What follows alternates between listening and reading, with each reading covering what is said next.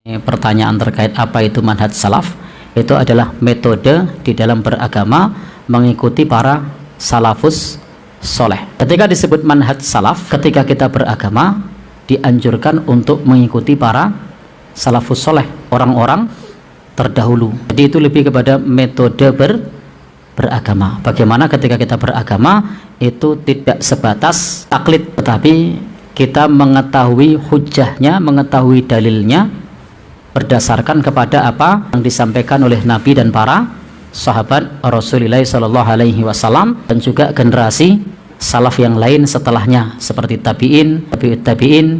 Itu yang dimaksud dengan manhaj salaf. Dan dalam hal ini semua orang beragama di organisasi manapun ketika membahas bab masalah ibadah, metodenya sama, menggunakan metode manhaj salaf. Dari mana kita tahu tentang hadis Nabi? Dari para salafus soleh. Bagaimana kita ngerti tentang ilmu fikih dan usul fikih? Ya, dari ulama madhab yang 4, dari para salafus soleh. Maka manhaj salaf itu bukan nama atau milik organisasi atau milik kelompok tertentu, tetapi itu adalah metode di dalam beragama. Bagaimana membaca kitab kuning, kitab-kitab yang ditulis oleh para ulama terdahulu, yaitu juga manhaj salaf.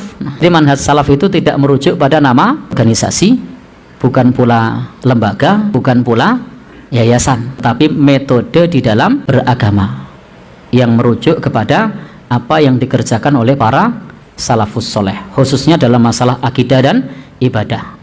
Itu tidak mungkin tidak kita bisa beragama melalui para salafus soleh di organisasi apapun, itu melalui para salafus soleh.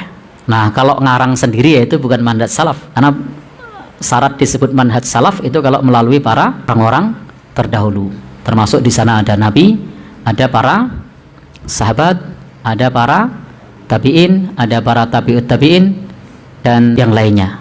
Maka kalau seperti itu, maksudnya adalah sebagai bentuk cara atau metode di dalam beragama. Termasuk dalam hal ini ketika disebut sebagai bentuk tajdid, pembaruan di dalam agama, itu adalah kembali kepada sumbernya. Jadi kembali kepada sumbernya yang diajarkan oleh Nabi Sallallahu Alaihi Wasallam.